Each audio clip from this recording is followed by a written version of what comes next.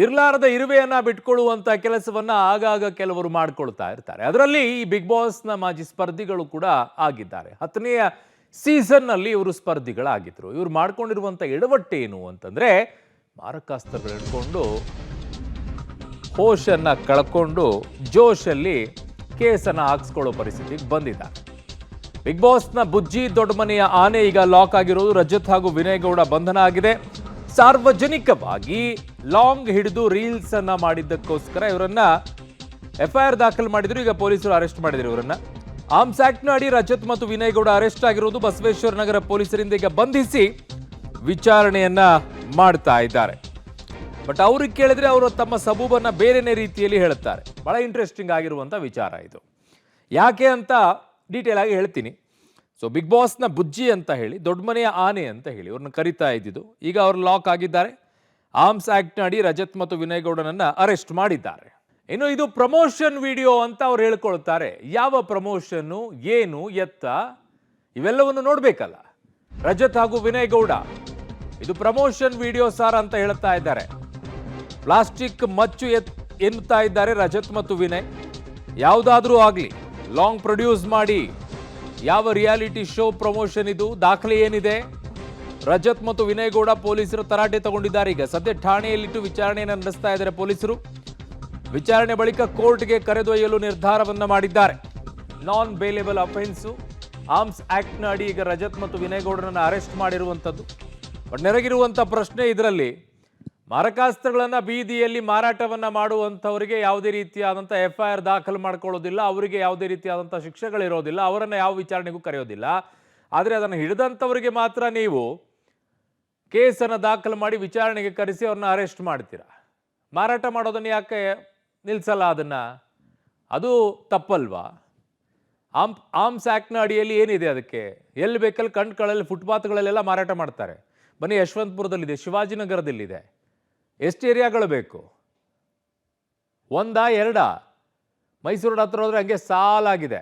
Care ಮಾರ್ಕೆಟಿಗೆ ಹೋದ್ರೆ ಸಾಲಾಗಿ ಸಿಗುತ್ತವೆ. ಫುಟ್ಪಾತಲ್ಲಿ ಇಟ್ಕೊಂಡು ಮಾರಾಟ ಮಾಡ್ತಾರೆ. ಅವ್ರಿಗೆ ಕೇಸ್ ಹಾಕಲ್ಲ. ಆದರೆ ಯಾರಾದರೂ ಹಿಂಗೆ ಹಿಡ್ಕೊಳ್ಳೋದು ತಪ್ಪೋದು. ಅವರು ಸೆಲೆಬ್ರಿಟಿಗಳಾಗಿ ಆ ರೀತಿಯಾಗಿ ಮಾಡಿದ್ದು ಮೊದಲನೇ ತಪ್ಪು.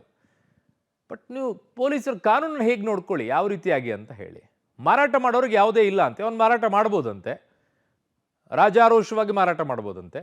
ಅದನ್ನ ಹಿಡ್ಕೊಂಡು ಯಾರಾದರೂ ರೀಲ್ಸ್ ಮಾಡಿದರೆ ಅವ್ರು ಕೇಸ್ ಹಾಕ್ಬಿಟ್ಟು ವಿಚಾರಣೆ ಮಾಡಿ ಒಳಗಡೆಗೆ ಹಾಕ್ತಾರಂತೆ. ಅದು ನಾನ್ ಬೇಲೇಬಲ್ ಅಂತೆ. ಏನರಪ್ಪ, ಥರ ವಿಚಿತ್ರವಾಗಿ ಅನಿಸ್ಬಿಡುತ್ತೆ ಇದು. ಸೊ ಈಗ ಸದ್ಯಕ್ಕಂತೂ ಇವರಿಬ್ಬರನ್ನ ವಿಚಾರಣೆ ಒಳಪಡಿಸಿದ್ದಾರೆ ಈಗ ಪೊಲೀಸರು. ಸೊ ಇದರಲ್ಲಿ ಅವ್ರು ಹೇಳ್ತಾ ಇರುವಂಥದ್ದು ಪ್ಲಾಸ್ಟಿಕ್ ಮಚ್ಚು ಅಂತಿದ್ದಾರೆ. ಪ್ಲಾಸ್ಟಿಕ್ ಮಚ್ಚು ಅನ್ನೋದಾದರೆ ಈಗ ಅದನ್ನು ಪ್ರೊಡ್ಯೂಸ್ ಮಾಡಬೇಕಲ್ಲ. ಅದೇನೇ ಇದ್ರೂ ಕೂಡ ಆ ಕೇಸಿಗೆ ಹಾಕಿದ ಮೇಲೆ, ಎಫ್ಐಆರ್ ಹಾಕಿದ ಮೇಲೆ ಅದನ್ನು ಕೂಡ ಪೊಲೀಸರು ಸೀಸ್ ಮಾಡಬೇಕಾಗತ್ತೆ. ಕಾರಣ ತಗೊಳ್ಬೇಕು ನಾಳೆಗೆ ಅದು ಎಲ್ಲಿ ಏನಿದೆ ಅಂತ ಹೇಳಿ.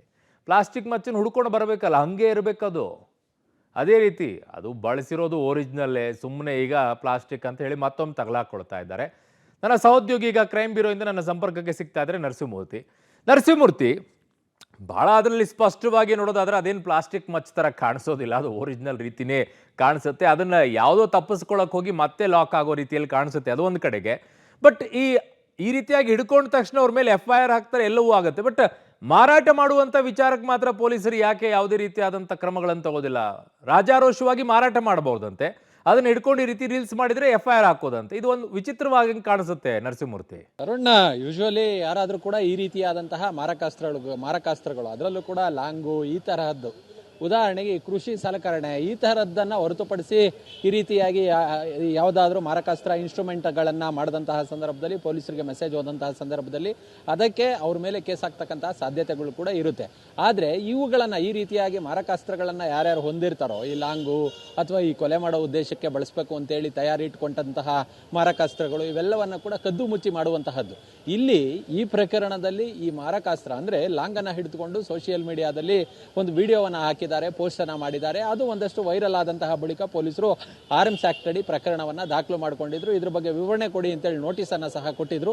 ಅವರ ವಿವರಣೆ ಪೊಲೀಸರಿಗೆ ಒಪ್ಪಿಲ್ಲ. ಅಂದ್ರೆ ಅವ್ರನ್ನ ವಿಚಾರಣೆಗೆ ಕರೆದಂತಹ ಸಂದರ್ಭದಲ್ಲಿ ಇಲ್ಲ, ನಾವು ಬಳಸಿದಂತಹ ಆ ಒಂದು ಲಾಂಗ್ ಏನಿದೆ ಅದು ಪ್ಲಾಸ್ಟಿಕ್ ಲಾಂಗು, ನಾವು ಯಾವುದೋ ಒಂದು ಫಿಲಮ್ ಪ್ರಮೋಷನ್ಗೋಸ್ಕರ ಈ ರೀತಿಯಾಗಿ ಮಾಡಿದ್ದೀವಿ, ಅದನ್ನು ಶೂಟಿಂಗ್ನಲ್ಲಿ ಬಳಸಿದ್ದು ಅನ್ನೋ ಮಟ್ಟಿಗೆ ಉತ್ತರವನ್ನು ಕೊಟ್ಟಿದ್ದಾರೆ. ಆದರೆ ಪೊಲೀಸರು ಈ ರೀತಿಯಾದಂತಹ ಹೇಳಿಕೆಯನ್ನು ಒಪ್ಪೋದಕ್ಕೆ ರೆಡಿ ಇಲ್ಲ.